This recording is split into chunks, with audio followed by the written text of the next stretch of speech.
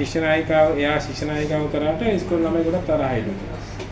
ඔව් අපිට රිපෝට් කරන මගුලක් දාගෙන ඉඳගෙන කෙනෙහිලිකම් කරනවලු.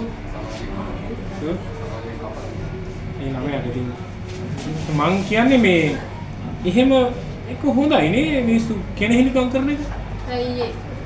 ඉතින් මම කෙනෙක්ට තව කෙනෙක් කෙනෙහිලිකමක් කරනවා නම් ඉරිසියා කරනවා නම් දැන් මම ඔයාට ඉරිසියා කරනවා කියන්නේ මං ගාව නැති දේ ඔයා ගාව තියෙනවනේ. ඒකනේ ඉරිසියා කරන්නේ.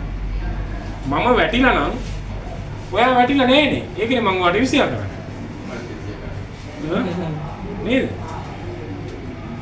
මං ගාවට වට ගන්නනේ මං ඔයාට ඉරිසියා කරන්නේ. ඔයාට කෙනෙහිලිකම් කරන්නේ මට යන්න බැරි තැනක ඔයා ඉන්නේ ඉන්න. ඉතින් සතුටු වෙන්න ඕනේ, ආඩම්බර වෙන්න ඕනේ. ඉරිසියාව කියන එක මාර දෙයක්. එන වටිනවා.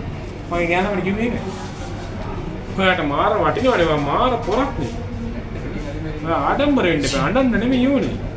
ඔයාට ඉරිසියා කරයි කියලා සතුටු වෙන්න එපා. නේ?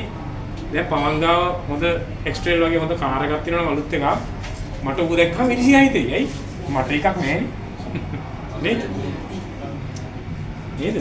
ඉරිසියාවම හොඳයි තව පැත්තකින් ඉරිසියාවෙන් පුළුවන් ඉලක්ක වලට යන්න මම කොහොම හරි යනවා මූ වගේම වෙන්න කියලා එහෙම හදාගන්න පුළුවන් ඕන. නේද? අපි ඇත්තටම ඉරිසියා කරන චරිත වෙන්න ඕනේ. අපිට වෙන මිනිස්සු ඉරිසියා කරන චරිත වෙන්න ඕනේ අපි. නැත්නම් වැඩක් නැහැ. නේ? කවුරුද අපි ඉරිසියා කරනවා නම් මූ ඉගෙන ගන්න අමාරු විදියට මූ ඉනල ගොඩ දායි මූ කැම්පස් යයි.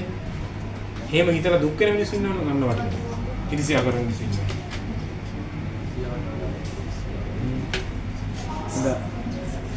ඔයගොල්ලෝ දැන් විභාගවල ඉන්න පාඩම් කරලා මහන්සි වෙලා ඔයගොල්ලෝ ඒ තුන එහෙම ගත්තාම ඊළඟට ඔයගොල්ලෝ දිහා බලන් ඉන්න ගමේ වටේ ඉන්න මිනිස්සු මොකද කරන්නේ? ඕ කැම්පස් ගිහිල්ලාද? මොකක් නිකන්නේ හිටියේ. මොර වැඩන්න උට කැම්පස් එන්න පුළුවන්ද? ඈ? බය වෙනවා මිනිස්සු. මිනිස්සු ගැස්සෙනවා.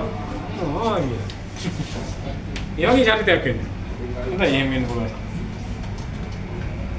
බලන්න නේ